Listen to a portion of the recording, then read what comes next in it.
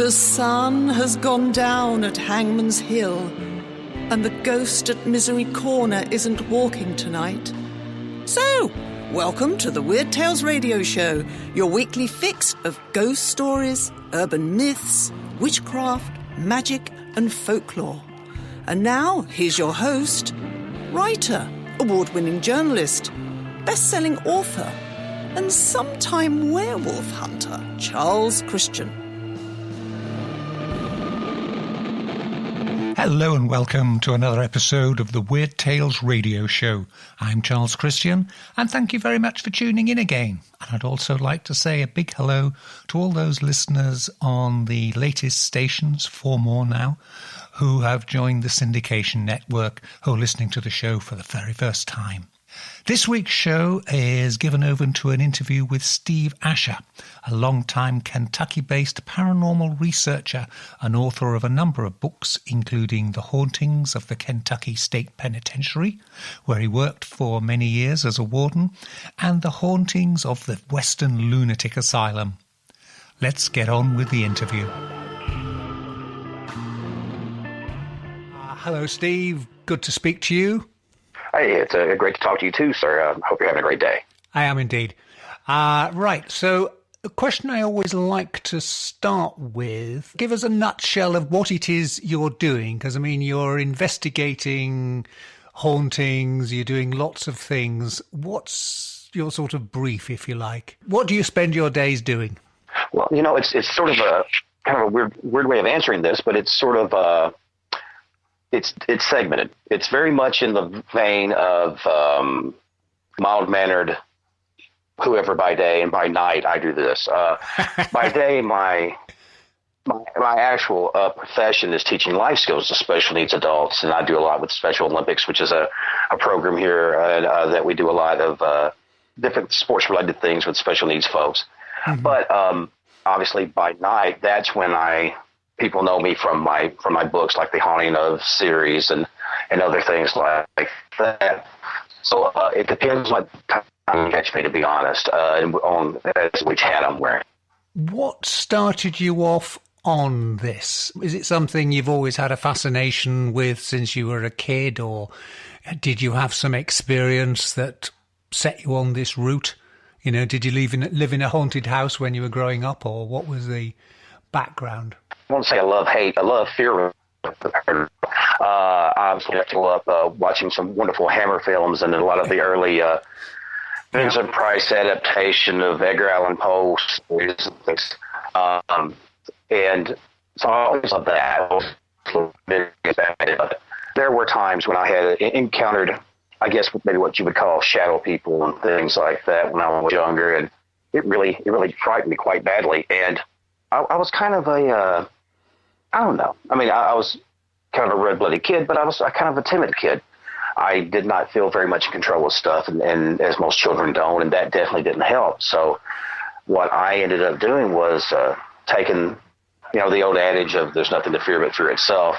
Mm-hmm. So I went to our public library, and I started asking, you know, about where are the books on esoteric subjects, and which actually I was probably 9 or 10. So I said, do you have books on ghosts? So the lady came back. They go down that way, young man, to the 133 section. And so I slowly started looking through books of guys like Hans Holzer, and, you know, worked my way up into like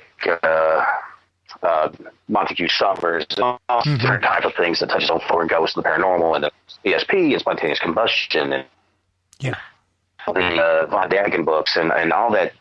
The whole ball of wax, as we say over here. So it was kind of that turned into a passion, if that makes sense. Yeah.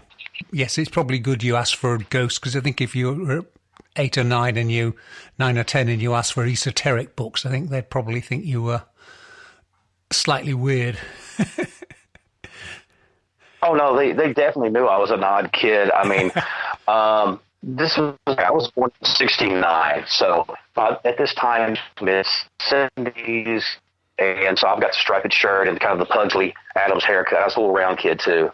I was stout, yes. And this little Piggly Wiggly walking in there. And after a while, they got to know me as, oh, he's that little Asher boy. He's a good kid who's alive. And before it was over with, by the time I was 13 and 14, I was like, do you happen to have the English translated for the rites of exorcism with the Stations of the Cross and all that? And they were just, they wrote it off their backs. They just accepted it as who it was. And thank goodness I am from a small community. It's called Princeton, Kentucky. And it's like a lot of smaller areas and Bible belts, as we call here. It's, very faith-based. But they knew my intentions. It's very much like, and I don't compare myself to like a demonologist. So like, obviously I'm not ordained, but you have to kind of know the enemy, and you have to kind of know the ground you're walking. So you better study up. And that's sort of the mindset I had, especially as a young guy, because again, I was quite scared of the situation. What about Kentucky? I mean, it's one of the older established states, so it's got a lot of, if you like, modern history to it. Does it have a strong ghostly, reputation? Well, sure. I mean, if you go back to guys like Daniel Boone and people like that helped to kind of cut through, and they say discover, obviously there were people living here, so let's be real about that. But to lay claim and to explore, the explorer aspect of it. Yeah. Guys, like himself ran into what they thought were Bigfoot. They talked about running into different type of, entities and spirits and different sort of paranormal things. And there's a certain amount of with it. And as of Kentucky, a lot of my family were like French Huguenots, and did have when they settled in the Appalachian Mountains, which is sort of the when a lot of people think of Kentucky, they either think of horse racing or like the guys sitting in front of the little shacks with the long beards and the jugs with the X's on. Yeah. The truth of it, it's somewhere in between. And sandwiched in all that is old folklore, simple things that you might consider. I will knock on wood out of luck. Just, a throwback to old superstitions and stuff. But, there's a lot of, hills and hollows, or hollers, as we would call here. That's just rife with stories. I mean, anything from witches to ghosts to, there's even, reports of, alien contact, throughout Kentucky, and just all kinds of different things, 12-foot giants, that supposedly they'd found bones of, in various locations here throughout Kentucky. And we have vast, what they call a karst system, which is basically a hollowed out cathedral-sized cave system by natural water erosion. And that's all under Kentucky. Connects to, I'm not sure if you've heard of the Mammoth Cave system here in the United States, but it's a pretty big one. It's a pretty big one. And it actually runs into a small town that I live in. And so you can't quite get away from, lakes and this and that. It's just so prevalent here. Yeah. And all that ties into superstition. So there's a lot of it. Now, you have written a number of books on hauntings relating to Kentucky. You've got Hauntings of the St. Vincent Academy, the State Penitentiary. If you want, I can rattle them off real quick. Yes. There's the Hauntings of the Kentucky State Penitentiary, which I actually had worked for 10 years as an officer there, and saw a lot of really strange things. It's the Kentucky's only supermax prison. And the second is the Hauntings of the Western Lunatic Asylum, which sounds like a very kind of cruel way of saying it, but this is back in the time when they used terminology like, that, or if, a person didn't have PTSD, they were shell-shocked. Yes. The nomenclature and the vernacular was a lot more coarse, but it was more direct. Yes. And there was Hauntings of the St. Vincent's Academy, which was sort of a Catholic orphanage, kind of home for wayward girls. And then there was the follow-up to the first book, Hauntings of the Kentucky State Penitentiary 2, Habitual Hauntings. And more or less it touched on certain stories that had developed since I did that initial book. And just some that I didn't have the full story, so I didn't put it in the first book. And that was, I was going to be, like I said, a 3-parter, but obviously it ended up being 4 parts. And which was fun. Obviously I have other interests. I've always had an interest in folklore, superstition, urban legends, the natural world, all the stuff that ties in everything from fairies to all this other stuff. And obviously a lot of that is maybe interpretations of different situations people's encountered. But I do think when you have something that runs through every culture, obviously there are kind of archetypes and to certain situations, but cultures all over the world are seeing some of the same things and having the same. Because there has to be some commonality to that. Yeah, definitely. Yes. We're just saying just now that you'd worked in the State Penitentiary. Was that sort of the inspiration to start writing about it, your sort of experiences there? It's one of these things again, I'm a very kind of blue-collar working class guy, so some of the terminology I'm going to use is not going to be, I'm not Oxford educated. I'm just a simple, regular guy. But I more or less stepped in it. It was a thing where there was a guy who had written a book who I thought it was an interesting book, and it was an interesting take on a subject. And I had mentioned it just out of the blue, said, hey, I really like your take on this. I did not know at the time, but writers love to hear someone say, hey, I really liked your book. That makes their day, their week, their month. Yeah. Well, and talking to this individual, he said, so you worked in the penitentiary. I said, well, there are jails in various places and all that. And he said, did you ever see anything weird? And he's like, and I was like, well, a few, handful of things. I had a lot of other officers that did. And he said, I said, I actually wrote a few things down. He's like, really? I said, yeah. And he asked me, I'll take a look at them. I'm sure. Take a look at, the story. It's not real fleshed out, but it's the basics. And anyway, and he said, do you mind if I show this to my editor? I'm like, does he need a laugh? Sure, go ahead. I mean, just it's very crude. And anyway, he come back in about a week and he said, hey, do you have any more of these? And I'm like, well, sure. I mean, I've been collecting multiple stories throughout the 10 years I was there. He said, great. Can you give me 65,000 words? And I'm like, for what? No, I'm thick. I'm not getting it. And he says, for the book you're writing. I'm like, whoa. No, I'm not a writer. I'm doing good to spell my name. They said, well, look, some of the punctuation needs work because obviously it did. And, but the bones of this is really good. And the way you kind of turn the phrase, you write like you speak. It's not pretentious and it's pretty much straightforward. I said, well, I don't know how else to be. And I said, and that's good. And it's, I don't try to engage or anything with the I'm a ghost hunter thing. I don't have ghost heads on my wall. I don't, I investigate situations and I don't know what it is. I'll tell you that right off jump is that I have zero clue what I'm dealing with. There's sort of a trend, especially in U.S., like if you watch certain shows, television shows and whatnot, everything has to be a demon. Everything has to be this type of ancient dark entity, which I will tell you right up front, if I think a demon's in that room, I'm going any way but that room. I'm not going to play with something that's ancient and timeless because I'm no fool. Yeah. I may have been born yesterday, but it wasn't today.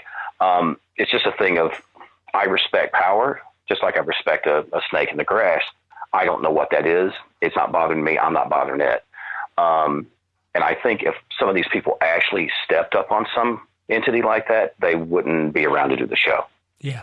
If if that is indeed what those things are, I'm always to say I don't know what to deal with. In all the years I've done this, and I've done this more or less since I was in my middle teens, now 51.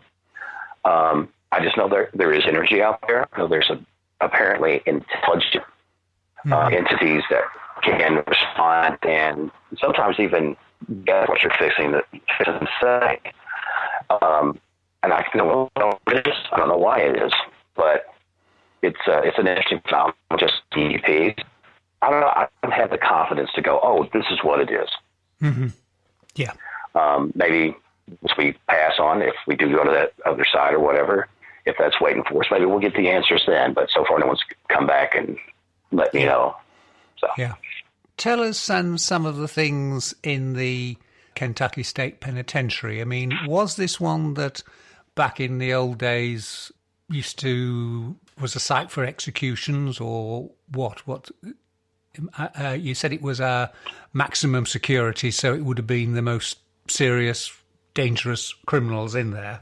Certainly. Well, if memory serves, as Batman would say, the institution come online Christmas Eve, I think, of 1888, I believe. Mm-hmm. And it actually used to have a plaque above the entrance of the doorway where they brought, in the intake for new inmates. And it says, "Abandon all hope, ye who enter here."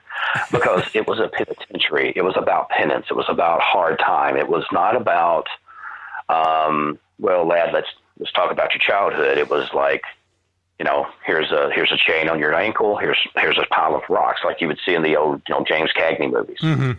So it was very brutal. Hot boxes. This is back in the days when they would hang men. This is back in the days when they would shoot them in firing squads. We had a lot of deaths in what they called Old Sparky, which is an electric chair, mm-hmm. which in a lot of places has been phased out for lethal injection. But there's a weird sort of a nefarious distinction that certain inmates have because they're grandfathered in, and they can choose which they want, either lethal injection or the electric chair. It's a very strange place, and it's, to look at it, if you've ever looked at sort of like a medieval castle, mm-hmm. It has the stonework, and it has portcullises, and the Widow's Walk, and it looks like a castle, and it's actually called the Castle on the Cumberland, which the Cumberland River is what runs right in front of the in front of the penitentiary. And I mean, there's been, Lord, so many deaths from inmate on staff, sometimes staff on inmates back in the old days. Not every inmate should have been in there. This is back in the day when, a young boy could go into prison for stealing a loaf of bread, or, and that's, again, be real. This was the, right at the tail end of the Civil War. And, there was a lot of racial tensions, and there was a lot of people being jailed for the color of their skin, for minor infractions. So there was a lot of racial tension and a lot of fighting up until really the 1970s and 80s. There were still a lot of race riots and things like that. So it was pretty brutal. Yeah. Is the prison still open, still functioning, or is it being closed down? Yes, everywhere but the St. Vincent's Academy is still an up and functioning facility. I believe it houses currently, if memory serves, about 800 men. Right. And they vary from death row, maximum security. Yeah. You have the people that they're all in red, and the guys in yellow are the ones ones are acting out, the violent ones, the cutters, the ones like that, the ones that will throw excrement and other things at you, not to be too descriptive. Yeah. Nutters, Yeah. And then you have a handful that are there that are just general people. Maybe they're in there for auto theft or armed robbery. They didn't kill anybody, but they still were bad boys. Yeah. And you even have a group of people that are in there, say they are there for sex crimes. Let's say if they're there for rape, a lot of times they have to be in a special unit of protective custody, or the other inmates that kill them. There's a certain, I guess you could say, honor among thieves. And one guy's like, well, I did shoot my boss, but I didn't rape a kid. Both are horrible things, but there's, it's that thing of going, well, I'm a bad guy, but I'm not that. Yeah. So it's a strange world. It's unlike anything I've ever saw before. They have their own commissary. They have their own food. They have their own drinking water. They have, all that. Everything is self-contained. Mm-hmm. And it's very strange. I was there during, we had an ice storm in 2008. Everything shut down. Yeah. Nobody in, nobody out. And the place just went on like usual. It was its own self-sustaining thing. It was strange, a little scary to see. What sort of tales do you have of the penitentiary? Wow. Oh, I'm trying to think of something. There's so many that I'm kind of stuck on picking just one. I know that there was down on Death Walk. This was actually 15 left. There was a cell house, 3 cell house, and they would have 15 walk, which is what they, like in the Green Mile, where they would have the one solitary walk. Yeah. And there was a cell down there, and a guy come down. He was doing rounds during count. Well, he counted a guy. He was sitting there, and he was reading. The guy was reading the Bible in the cell, which a lot of times these guys try to settle up in one way or the other. Mm-hmm. You ever heard that expression, get religion in prison? Yes. So anyway, this gentleman went back up, and the officer told his supervisor, "Okay, here's my count." And they said, "No, but you're off one." And he said, "Who did I miss?" I said, "No, you put one too many."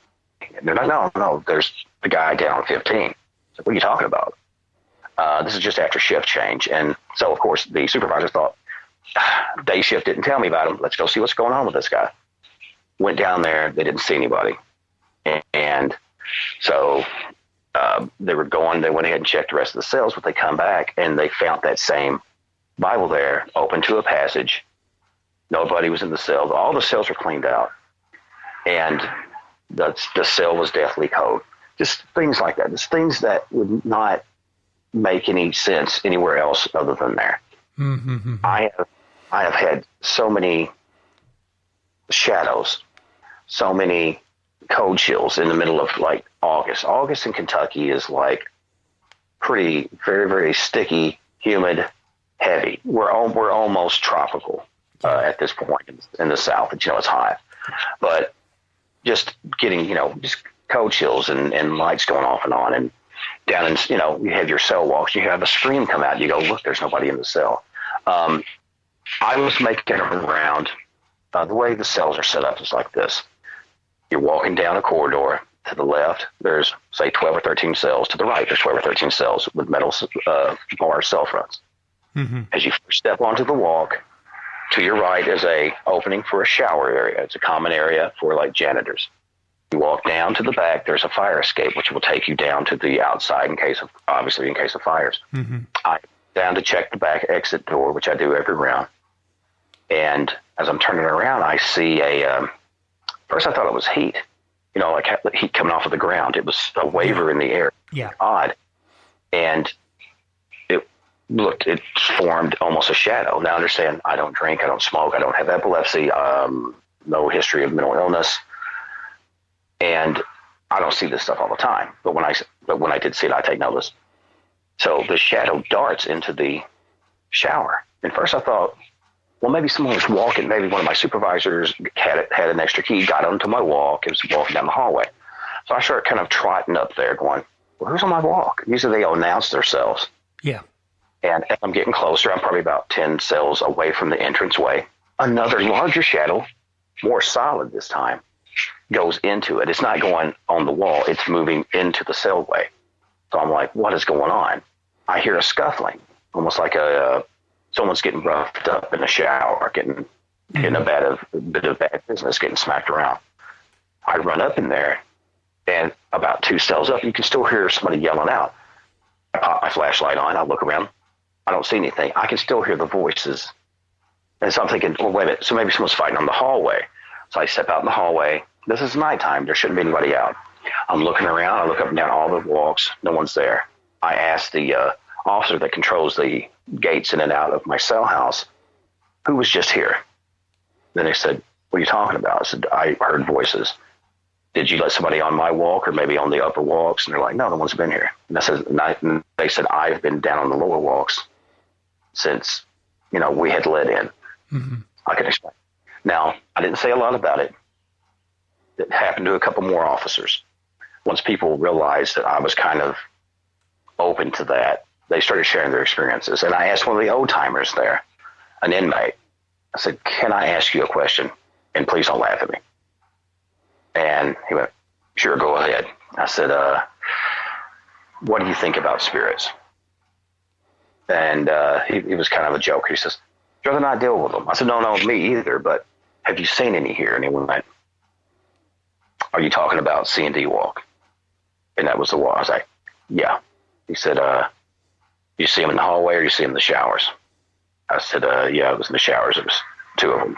One big, one small." "Right. How do you know this?" I said, "Well, there were some guys. He'd been there for years. There was a guy who, I'm not sure if they were fighting over a debt, but anyway, this guy went in there and pretty much killed another fella in the showers." Things like that happen all the time. There's so many spots. It's easier to tell you where someone wasn't stabbed, raped. It's a war zone. And especially back in the old days when, not all the staff were there about making sure that these guys did their time and went home. It was like for their entertainment. Some of these guys just would fight it out in the yard. Think of like the old Cool Hand Luke type movies, Paul Newman type movies. Some of that was very real. And I think that with the death and all the different mental stress of that place, and it's all made of limestone, and it's built on top of limestone with natural waters running under it, which creates its own currents. Quartz collects energies. I think it's just a large negative energy battery, because I've never felt anything like that, and I've been all over. I mean, I've been all over the world. I've been in all kinds of different locations. Very few other places feel that draining, that dark, that possessive. It has its own. It's hard to describe it. It's like walking up on a person that means you ill will. And I'm not trying to be overly dramatic. That's the only way I can explain it. Mm-hmm. It's like if you're getting off, you're queuing up to go into school or whatever, and you see that bully down at the end of the hall, and you're going to have to walk right past them. Yeah. And the odds are you're going to get socked. But this felt heavier than that. This felt like it was going to really hurt you. I've trained new officers to come on the walks, and they would have experiences, and they would turn their badge in and go. And other officers would laugh at them, and I'm like, "No, they're smart. We're fools for staying here." But it changes you. It truly does. It left me knowing that some of the assertions that I had, and some, and disproving some of the ones I had too. But moreover, it showed me that some things that happen are going to leave lingering traces. My father, who had been an officer, a chief of police actually in our town, started there, worked there for about 5 years. And I spoke to him before he passed, and I'm glad I had the conversations with him. I said, "Look, so let's talk about some of the heavy stuff at the pen." He said, "Well, it's a very violent place." And he told me this when I first hired him. He said, "Son, I kind of wish you wouldn't go there." Mm-hmm. I thought he was like, "Oh, I don't want you to see you get hurt, son." He says, "No, I don't think your heart's right for it," which I took as a little bit of a jab at 21. Like, "Oh, you don't feel I'm enough of a man to take care of myself." But I understood what he meant afterwards. He said, "I know you have a different kind of spirit, and it would wear on you." He said, "It wore on me. I could only do 5 years there." He said, "You've done 10. And we had a sort of a newfound respect because we saw each other. Obviously, he's my father, and he's the elder, but he saw me with a different set of eyes at that point, which was interesting. You're listening to the Weird Tales radio show with Charles Christian.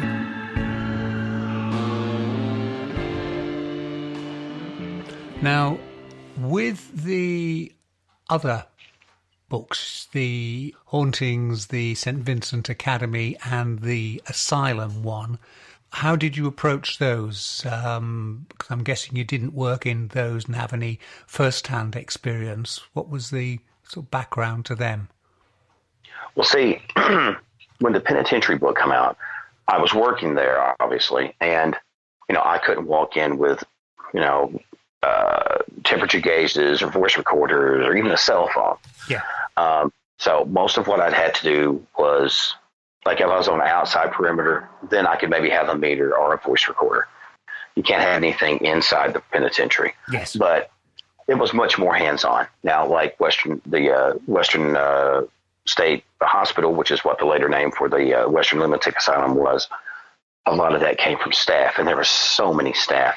And, because, obviously you would have some people that were there for maybe drug classes for, not everybody at, the hospital, because in the later stages of it, there's, narcotics programs. There's even a battered woman shelter on the property. Mm-hmm. So it's not just, people seeing things and having hallucinations. These are pretty solid people, other than that they have an addictive personality. Yeah. So, but for the most part, anyone who had been in the facility on any level other than professionally and working, I didn't put their stories in. Yeah. But there was so many come up. There was situations with people almost being strangled in the cold immersion room.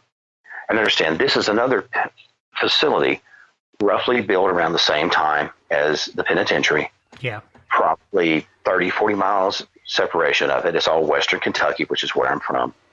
And this had its own area that was a TB ward. This had, during like when cholera was coming through really bad and Spanish flu and all that, they had isolation wards. And you would have people who would just disappear. You would have people that ended up, with their heads twisted at the bottom of the stairs. How did they get to the bottom of the stairs? We don't know. Why were they in that section that maybe was locked and then they found somebody dead in it? I don't know. Again, back in the day, a lot of times you got hired in for a state job. It was a common denominator. Are you a big guy? Are you strong? Do you have a problem, jumping on somebody? Mm-hmm. It was not touchy-feely. It was very, very brutal and basic. But, that particular facility has grown. It went from like a few male and female wards. And again, this is the South, so you had white sections, black sections. Mm-hmm. And it was, again, a lot of violence and a lot of mistreatment, because this is during the time where, we didn't want to see our special needs. We didn't want to see people with those problems. They were considered blighted, and they pushed them off the edge of town. Yeah. Thank God things have changed, but especially at that time, these were seen more as liabilities that people wanted to, were happy to pay the state to take. Yes. And that made for a lot of dismal lives. And on top of that, back in the old days, it also had the county poorhouse. This is more or less, if you couldn't make your taxes, you couldn't do this and that, you would end up going to work on a work farm. Way back then, almost like indentured servitude. And sometimes people would work there, would have children on the property. Maybe someone were taking care of their grandkids or whatever. They end up aging out and dying. No one wants to take the children. These children have been raised on a work farm. They have no social skills. So where do they end up going? To the asylum. Right. Yes. And they sat there and spend the rest of what time they got. Sometimes they would stay there 20 years, before they, it's because living conditions were horrible. So now you get stories of, orphans. There's a place called the Orphan Walk up there, which overlooks the main road. And there were reports of, seeing sallow, pallid faces, very deep sunken in eyes of these little waifish orphans. Yeah. That, would try to, get your attention and tug at your dress hem or whatever. And, it just, and just horrible stuff like that. That book for me was harder to write than the penitentiary book, because those people really didn't do anything to be there. They just had the unfortunate luck of being marginalized for their special needs in a time that was not very forgiving. Mm-hmm, mm-hmm. Yeah, no, totally understand. And I say you don't need to feel bad about your state, because that was the same situation in the UK right through till 1950s, early 1960s almost. An awful lot of people in the asylums were just normal people who were not quite able to cope. And of course, once you've been kept in an asylum for 10 years, 20 years, 30 years, longer, you become even, you do become institutionalized, and you really can't fend for yourself. Yeah. Exactly. And, that's the thing of, that's very true too of inmates. If you take a guy who say did work 20 years in the penitentiary, set him next to a guy who served 20 years in the penitentiary, put him in street clothes, they're going to lean against the wall the same certain way. They're going to study a room a certain way. They'll even smoke a cigarette a certain way. It's by osmosis. Both groups feed off of each other. And before long, that kind of cross-cultural trade-off, everybody becomes the same. Mm-hmm. And it's really strange. And see, the thing is with the hauntings of the St. Vincent's Academy, this was more or less a Catholic compound. A group of nuns had came into this area. This is back when Kentucky was still, well, I don't know if you know this. We have an area called Transylvania University in Kentucky. Which I always thought was super, for me, being a horror fan, I'm like, this is great. But, I didn't realize, I think Transylvania means like the land beyond the deep woods. And, which I would have preferred this to have been Transylvania, America, but I would have taken that. But for whatever reason, they set up compounds and did this and that. And some things went really well and some things went really bad. The Civil War was a really dark time. And a lot of men were wounded, lost arms, lost legs. Some people were. It's a triage situation. Mm-hmm. If it looks like you're able to save that person, sit them down, try to make them comfortable, but fix the one guy you can. Mm-hmm. And there were situations where people would have reports of screams and like just blood-curdling howls, and then also the sounds of animals.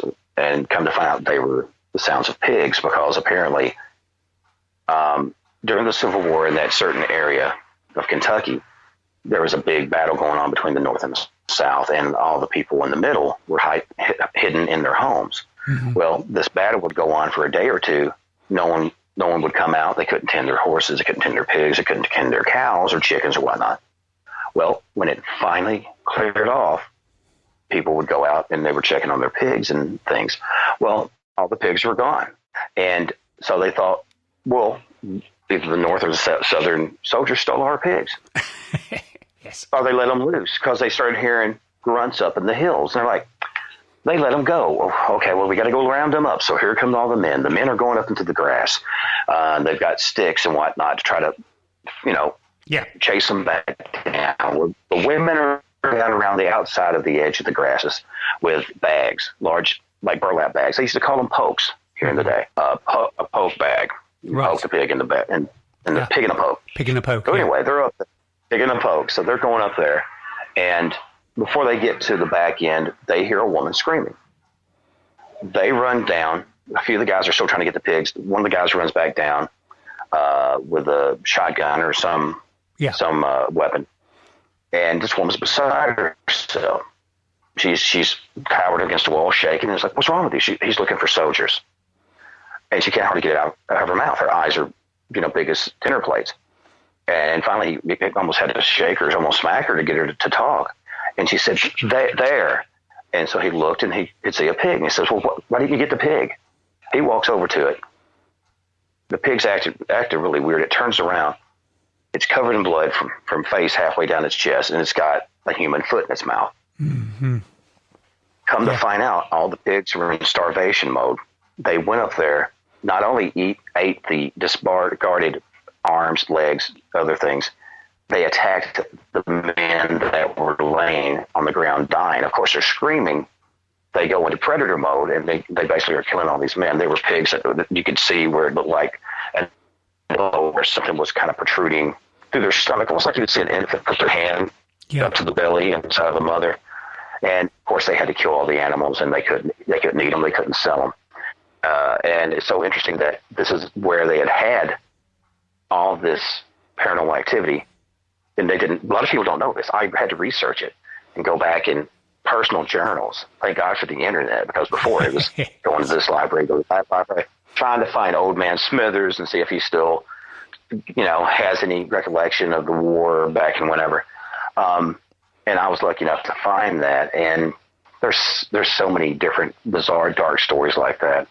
And it's what it does for me is that not only does it open up a lot of history and about the way people lived, because for me that's as much as fun as learning about the ghost, learning about the early days, learning about just things that we would have to learn how to completely relive and retool ourselves. The lives that we have, obviously, in this modern era is wonderful. That, you don't want to have to go 2 miles down a hill, and fighting natives and wild wolves and coyotes, where you just turn on a tap for most people. Yes. So, but that coupled with all the superstitions and all the folklore, it made for a very dry. Have you finished with your Hauntings series, or have you still got more you want to write? Oh boy, the best way to answer that is maybe. Maybe. I honestly, when I first started doing this, I did my first book, my first 2 books actually through Bermuda Press. And after dealing with those guys, I kind of discovered I couldn't eat. So I went and started doing self-publishing. And amazingly, I can eat a little bit now. So I put 2 books out through them. I put 2 books out on my own of the Haunting series. And there's a few other places I wouldn't mind checking out. I wouldn't mind doing like Hauntings of Global, and touch on different spots around the world that's got a history of haunting and from the strange, just natural lines and whatnot. But as of now, that's on the burner. But I actually have, probably about 2 months, I have a collection of short stories that ranges everything from, local paranormal activity to all kinds of different stuff, fairy folk to almost Lovecraft-in type stories.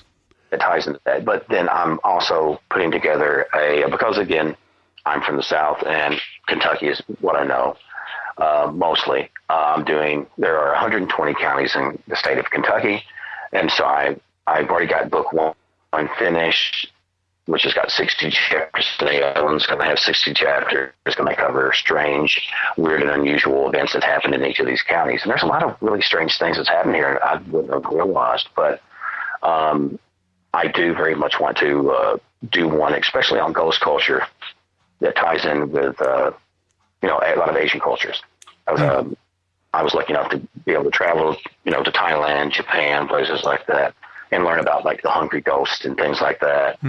They take it serious. They're not playing, and they will get on you if you're eating, and let's just say you drop your fork and it has like a piece of rice, anything on it. They will scold you. You better not pick that up because they're going to be afraid that the hungry ghost will follow one of us home. I mean, it's a very, it's so amazing because, like I said, I'm from a small area that's maybe got 9,000 people or so. So you go to a large metropolitan area, so like Tokyo or Bangkok, and to hear people speak like that, it's strange. It's just, for me, it's such a dichotomy of belief and physical wealth. It's bizarre to me, but I'm very lucky that people have opened, their homes and their hearts and stuff to let me do that. So it's definitely been an education. That's, for me, the biggest thing is learning all this stuff and being able to share these experiences with other people, because in the end, all we have is each other. I hope I don't sound too, hippy-dippy, but it's a thing. Shared experiences is what it's about. For me, the older that I get, I'm learning it's those personal connections that matter. It's not how good an EVP you got or how great a ghost photo you got, or, did you get to go investigate that place no one ever got to go to, a flower in your head. It's about, really honestly, for me, it's humbling yourself and coming away from experiences from people and their cultures a better person, hopefully. And that's the thing. As much as I love ghosts and as much as I love that, if you open yourself up to things and you try to learn and you try to read about things and you immerse yourself in other cultures, the biggest way to fight racism and fear and misgivings and jealousy is by going to other cultures. Yes. And for me, that's been worth, the journey. Yeah. All the way. Yeah. Yeah.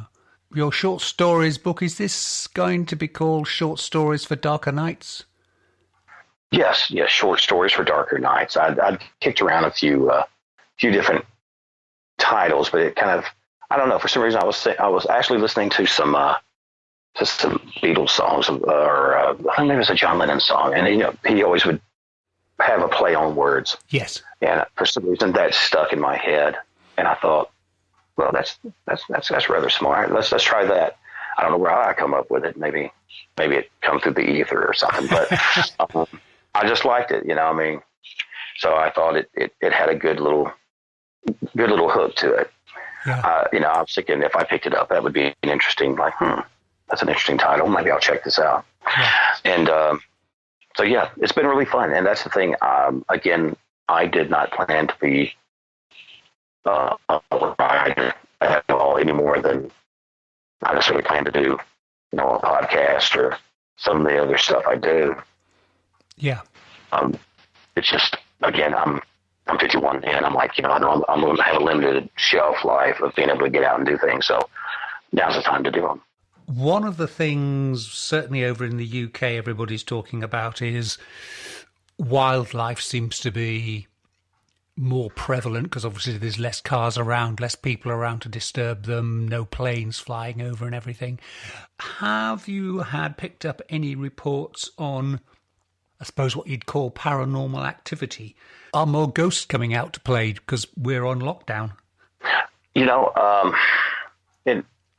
In the things that I'm dealing with, because a friend of mine had just moved into a location.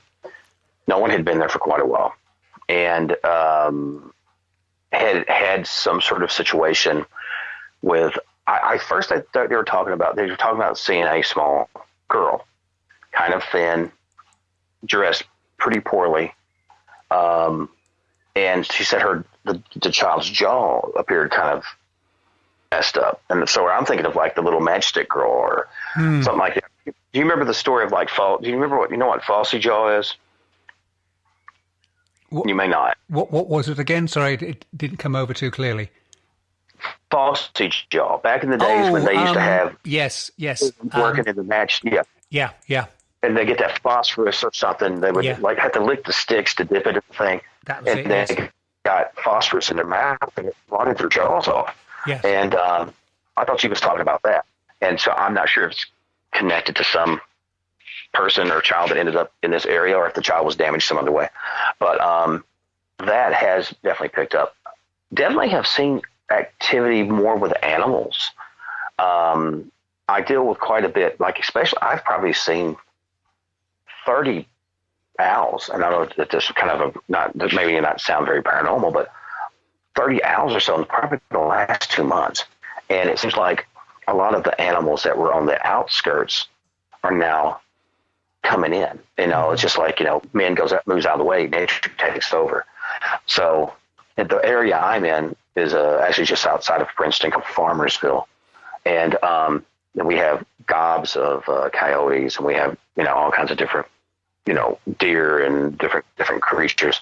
The natural order is taking over again. We like to think we are the natural order, but, we're kind of new to the game. These creatures have been here for eons. Just as a sort of final point, you've talked about books that you are looking to write and planning to write, but quite early on you were saying how you stay clear of the demonology side of things. Are there any particular places or locations or topics local to you that you would never want to write a book about, or a place you'd never want to go on a bit of paranormal investigation? Well, when I say I kind of bristle with the demonology thing, I honestly, it's more of a thing, obviously, that, that these things are real, they're powerful, but also I don't have the ego to go, I'm pious enough to go toe-to-toe with something like that. I know my shortcomings. I mean, I try to be a good man, but, that's relative. Yeah, I definitely wouldn't want to go somewhere where there's been like a lot of, say, demonic activity or, dark magic. I've been in a few places like that. I get physically nauseous with it. I don't know if I'm slightly empathic, but it makes me physically sick. There is one place that I would like to check out, the Highgate area. This is back when I'm blanking on his last name, David. Is this Highgate, UK? Yes. Oh, that was David Farrant and. That's it. Yeah, it was had the F. And I was actually going to interview him before he passed. I grew up again loving Hammer films and everything connected to that, and loved all the old investigative shows from over there. Yes. Like the Enfield Poltergeist and all that. I just ate that up. I loved it. I thought it was such an interesting thing. I would love to check it out, and hopefully, maybe in time, I will make my way across the water and check it out. They'd probably look at me like I'm some caveman that crawled out of a cave coming from Western Kentucky. But I say, sadly, they have tidied up Highgate Cemetery a lot now. It used to be quite overrun and derelict. And when I was a student living in London, we'd go up there and, there were tombs that were open and you could see coffins that had been pulled open and the contents were all over the floor. But I say it has been gentrified and tidied up, but it's still a very evocative place, and the whole layout of it, of the sort of mausoleums and the things, it's definitely a place, yes. Well, let me ask, do you believe that, there is some form of vampire, or do you feel that, there are, we people, or things like that? What sort of, and I don't mean to kind of take over your questioning, but is there something that you would go, oh, well, yeah, I kind of do feel that maybe this is something that's actually legitimate because of legend or fan tradition?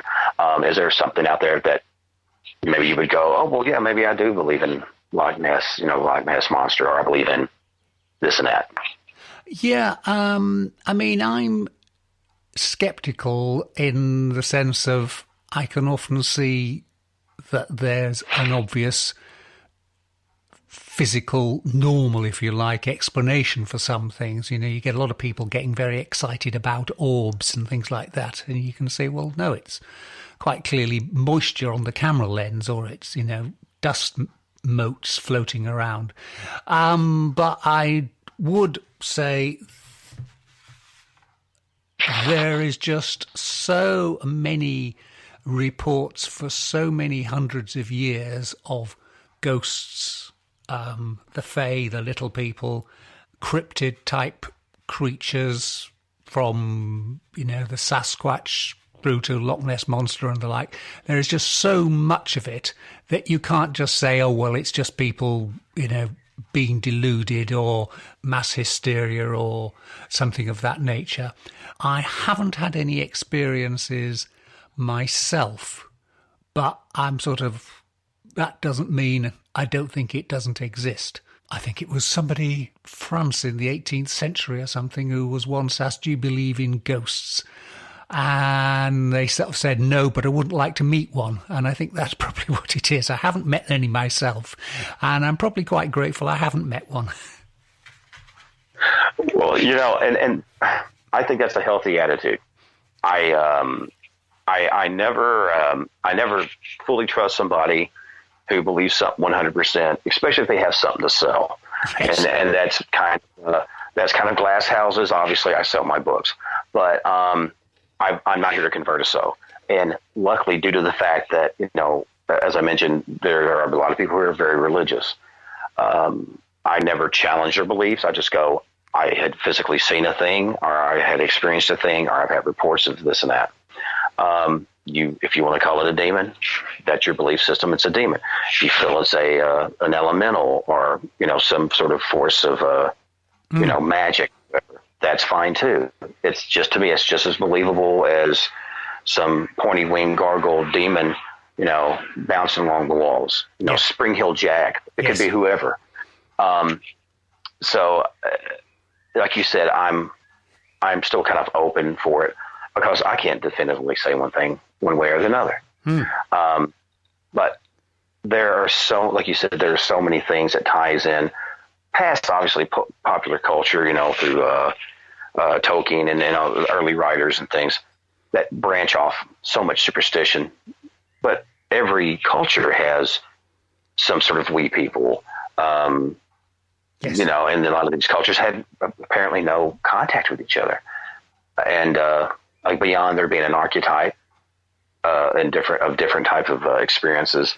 Yes, I mean, the Bigfoot, abominable snowman, the Yeti, they are at opposite ends of the planet. How likely is it that such different cultures in different places would come up just purely out of their own imagination with the same type of creature? It's sure hard to explain away. Anyway, Steve, thank you ever so much for your time, and we'll no doubt speak again at some point. And obviously, let me know if you ever do come over to the UK, if we ever have transatlantic flights again. Fingers crossed. And thank you so much for having me on. And guys, appreciate it, and for tuning in. And I hope to talk to you again soon. Take care now. Cheers. And that's it. We're almost out of time. Once again, many thanks to Steve Asher for the interview. You can find his books on Amazon, and you should also check out his website at www.steveeasher.com. And don't forget that extra E between Steve and Asher. Now it just remains for me, Charles Christian, to say thank you very much for listening in, and I'll hope you'll join me again, same time next week. Till then, stay well, stay weird, stay different. Good night. Black Shuck, the demon dog of East Anglia, is baying at the moon, which means it's time for us to go. You've been listening to the Weird Tales radio show with Charles Christian, your weekly fix of ghost stories, urban myths, witchcraft, magic and folklore. You can keep in touch with us online at www.weirdtalesradio.com, by email to weirdtales@icloud.com, and on Twitter @ChristianUncut. Join us again next week for another edition of the Weird Tales radio show. Good night.